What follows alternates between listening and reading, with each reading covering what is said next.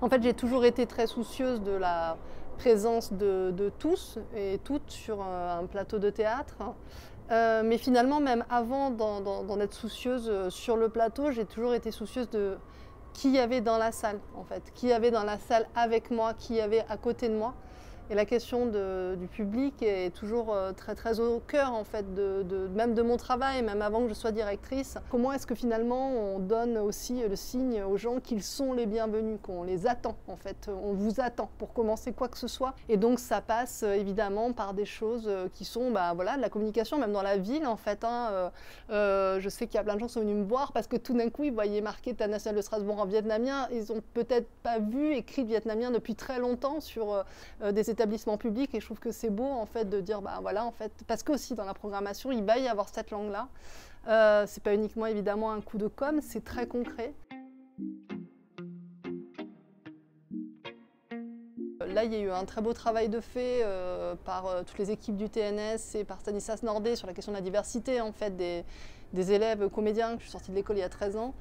Les promotions n'avaient pas du tout le même visage que les promotions qui sortent actuellement, et ça c'est très joyeux.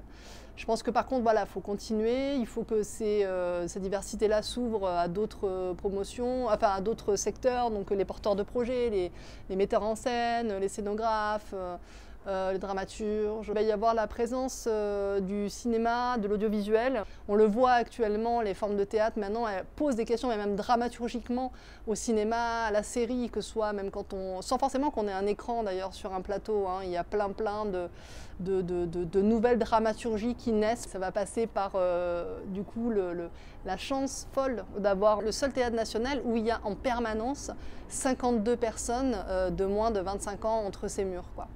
Et ça, je trouve que c'est toujours quelque chose qui est à prendre en considération. La coprésence finalement de générations dans ces murs crée en fait des vraies problématiques d'époque et de pensée. Et moi, j'ai pas du tout. Voilà, j'adore pouvoir me poser de façon assez joyeuse et très concrète à la fois les questions que pose notre époque.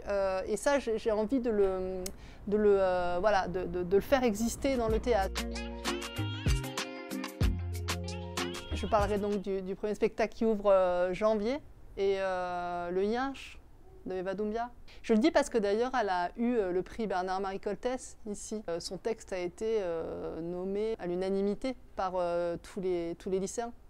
Donc ouais, okay. C'est parce que c'est assez beau du coup, c'est que les lycéens, ces adolescents-là dont vous parlez, vont présenter ça à leurs parents.